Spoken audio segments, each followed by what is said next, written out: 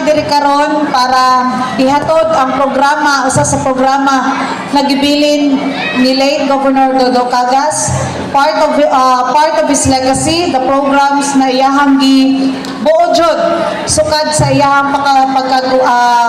congressman, governor, sukad sa una og hantod karon nabuhat na nato ni ang ato ang medical mission. Dili nato kinahanglan usbon ang legasiya ni late Governor Dodo Cagas. It's because sukad sa una og hantod karon mauna ni naandan sa katawhan. That's why naatay I help, I share plus kay tungod daghan tag giad sa programa ni late Governor Dodo Cagas og daghan tag mga infrastructure na gibuhat dire sa ato ang probinsya. Anyway, kabalo ko kaning asinan, Cagas Country jud ni siya.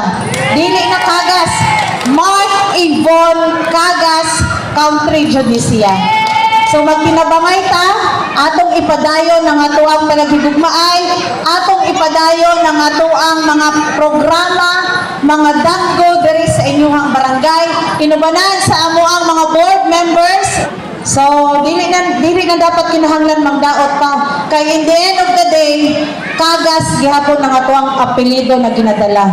Pero lahi-lahi siguro tag klaseng leadership kay kami ni Mark, we are nagasunod mi sa Dodo Cagas way of leadership.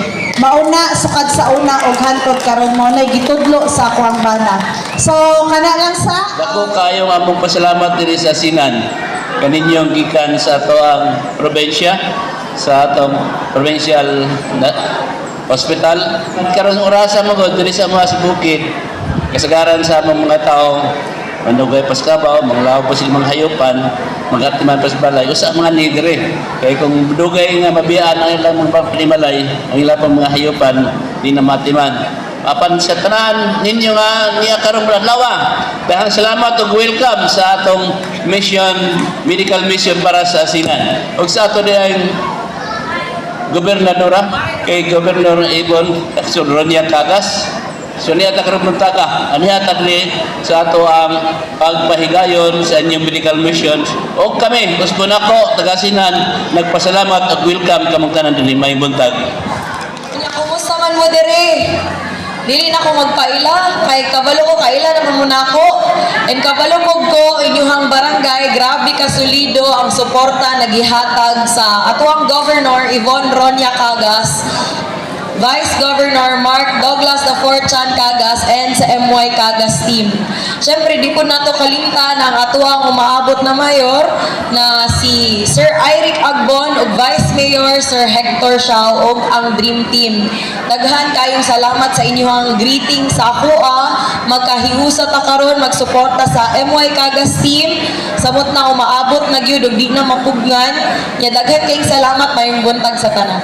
Una sa tanan nato ipaila ang medical mission headed by sa nagdala ko sa mga doktor, mga staff, nurses ug uban pa ang nagdala mo si Dr. Elpidio Monaga Jr. ato pagpakan ang ato ang program manager sa medical mission.